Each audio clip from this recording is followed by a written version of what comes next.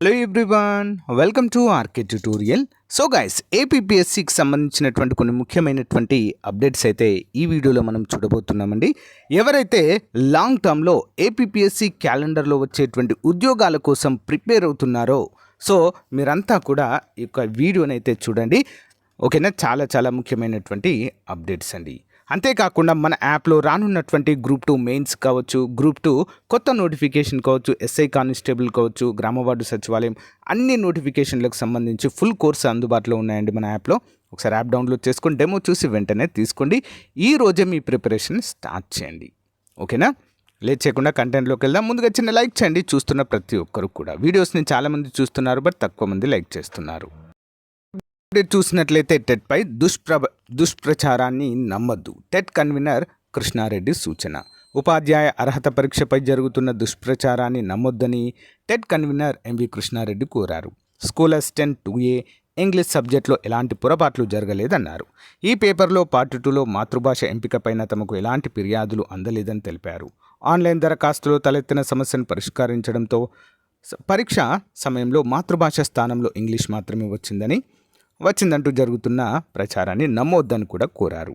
అంతేకాకుండా November 2న TET ఫలితాలు విడుదల చేయబోతున్నట్లుగా కూడా అధికారికంగా ప్రకటించారు.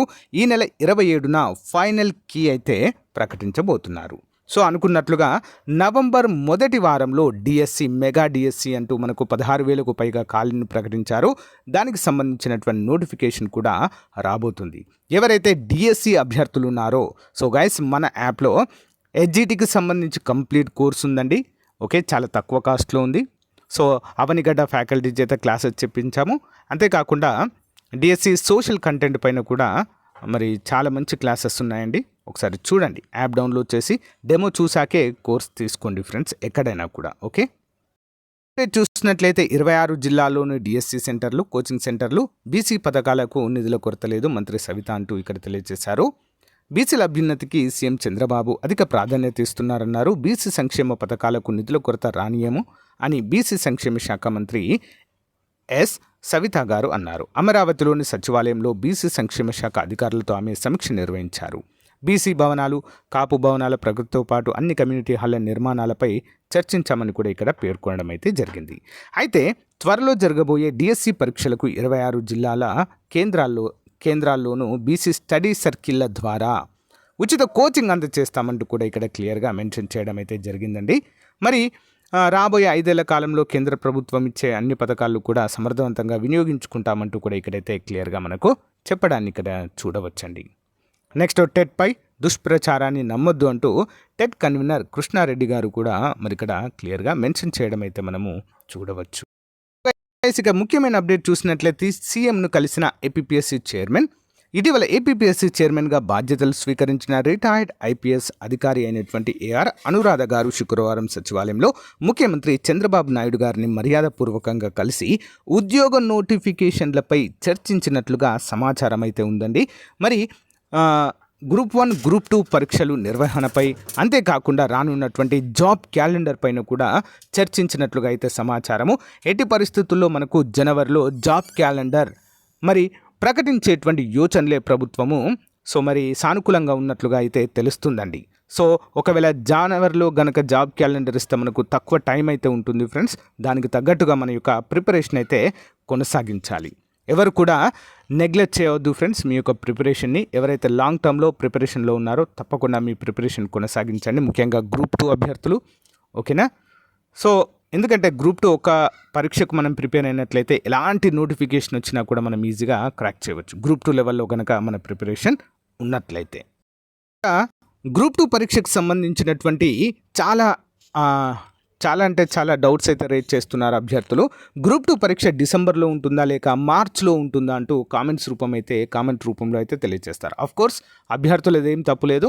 సో ఇదంతా కూడా కొంతమంది అంటే చాలామంది, కొంతమంది డిసెంబర్లో అంటున్నారు, కొంతమంది మార్చ్లో అంటున్నారు, కొంతమంది అయితే ఇప్పట్లో ఉండదు అని చెప్పడంతో చాలామంది అభ్యర్థులు అయితే కన్ఫ్యూజన్కి అయితే గురవుతున్నారండి. ఒకటి మాత్రం గుర్తుంచుకోండి, అసలు గ్రూప్ 2 పరీక్ష ఎప్పుడు అనేది ఇంకా ఏపీపీఎస్సీకే క్లారిటీ లేదండి. ఓకేనా, ఏపీపీఎస్సీ చైర్మన్ కొత్తగా రిక్రూట్ అయ్యారు. ఓకేనా, సో ఒక మెంబర్స్ బోర్డ్ సమావేశం అయితే జరగాలి first of all. Members board సమావేశం జరిగిన తర్వాత అందులో డిసిజన్ తీసుకున్న తర్వాతే అసలు డిసెంబర్లో నిర్వహించాలా, జనవరిలో నిర్వహించాలా, ఫిబ్రవరిలో నిర్వహించాలా అనేటువంటి ఒక క్లారిటీ అనేది కూడా ఏపీపీఎస్సికి వస్తుంది. ఓకేనా? అంతేకాకుండా చాలామంది అంటున్నారు డిసెంబర్లో మరి ఆర్ఆర్బీ షెడ్యూల్ అయితే విడుదల చేసింది పరీక్షలది. కోర్స్ అందరికీ తెలిసిందే టైట్ షెడ్యూల్ అయితే ఉందండి డిసెంబర్లో. మరి డిసెంబర్లో నిర్వహించే అవకాశం ఉందా అంటే చెప్పలేమండి. ఓకేనా? చెప్పలేము. ఒకవేళ నిర్వహిస్తే ఆ షెడ్యూల్లో ఏమైనా ఖాళీ డేట్స్ ఉంటే వాటిని సెలెక్ట్ చేసుకోవచ్చు, అలాంటి అవకాశం ఉంది. ఎందుకులే రిస్క్ అనుకుంటే సో డిసెంబర్లో అయినా, జనవరిలో అయినా, ఫిబ్రవరిలో అయినా పెట్టవచ్చు. బట్ అఫీషియల్గా మనకు ఏపీపీఎస్సీ నుంచి ఇన్ఫర్మేషన్ వస్తేనే మనమైతే ఇవన్నీ నమ్మాలి. పాసిబిలిటీస్ అయితే ఉన్నాయి. డిసెంబర్లో ఆర్ఆర్బీ పరీక్షల షెడ్యూల్ అయితే క్యాలెండర్ విడుదల చేశారు కాబట్టి ఎగ్జామినేషన్ క్యాలెండర్. సో పాసిబిలిటీ అయితే ఉంది డిసెంబర్లో ఉండకపోవడానికి. బట్ అలా అని కన్ఫామ్గా చెప్పలేం. ఏదైనా మనకు ఒక 4-5 డేస్ కనుక ఖాళీ ఉన్నట్లయితే ఆర్ఆర్బీ అనేది కూడా రెగ్యులర్గా సీరియల్గా పెట్టదు, మధ్య కొంచెం గ్యాప్ ఇస్తుంది. కాబట్టి ఆ గ్యాప్ కనుక చూసి ఈరోజు ఎగ్జామ్ కండక్ట్ చేస్తా అంటే ఎవరైనా చేయలేరు కదా. ఖచ్చితంగా మనం కూడా రాయాల్సిందే ఆ రోజు పరీక్ష. కాబట్టి ఎగ్జామ్ డేట్స్ అనేవి పక్కన పెట్టినట్లయితే మీ ప్రిపరేషన్ పైన దృష్టి పెట్టండి ఫస్ట్ ఆఫ్ ఆల్. ఓకే, మనం ఎంతవరకు మన ప్రిపరేషన్ను కంప్లీట్ చేసాం. ముఖ్యంగా Group-2 అండి. ఓన్లీ ఇంకొక స్టెప్ మాత్రమే మిగిలి ఉందండి మీకు.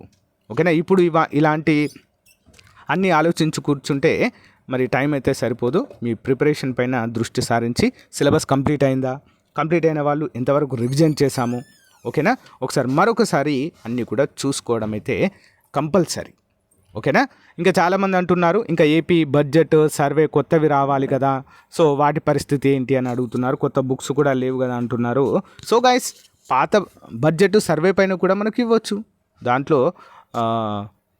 దాంట్లో సందేహం ఏం లేదు. ఏపీపీఎస్సీ ఇవ్వాలనుకుంటే పాతదాన్ని బేస్ చేసుకుని కూడా ఇవ్వచ్చు.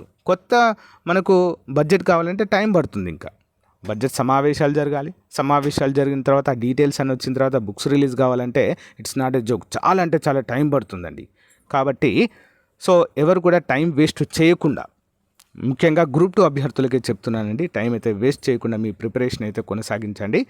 సో డిసెంబర్ అయితే డిసెంబర్, జనవరి లేదా ఫిబ్రవరి ఎప్పుడు పెట్టినా కూడా సిద్ధంగా అయితే ఉండండి.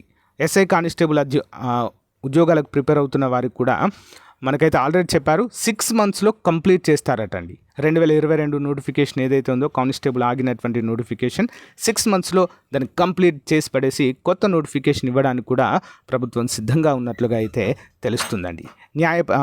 న్యాయపరమైనటువంటి చిక్కులు అన్నీ కూడా తొలగిన తర్వాతే మనకు వాటిని కూడా కంప్లీట్ అయితే చేస్తారండి. ఓకేనా? ఇది అప్డేట్. దీనిపైన మీ అభిప్రాయాన్ని కామెంట్ రూపంలో తెలియచండి. మీరు ఏ ఉద్యోగాలకు ప్రిపేర్ అవుతున్నారో కామెంట్ రూపంలో తెలియచండి. మనకైతే జాబ్ క్యాలెండర్లో forest beat officer, section officer, range officer notification వస్తుంది. ఎండోమెంట్కి సంబంధించినటువంటి 400 వేకెన్సీస్ ఉన్నాయి, అవి రావచ్చు. కొత్త Group-2 నోటిఫికేషన్ వస్తుంది. సో దాంట్లో కూడా ఖాళీలు ఉన్నాయి మనకి. ఓకేనా? సో విడుదల చేస్తే ఇంకా Group-4 కూడా విడుదల చేయవచ్చు. ఓకేనా? ఇంకా ఎలక్ట్రికల్ డిపార్ట్మెంట్లో కూడా చాలా వేకెన్సీస్ ఉన్నాయి, అందులో కూడా ఇవన్నీ కూడా మనకు వచ్చేటువంటి అవకాశం ఉంది. కాబట్టి ప్రిపరేషన్లో ఉండండి. ఓకేనా? ఆల్ ది బెస్ట్ అండి. Have a nice day. Bye.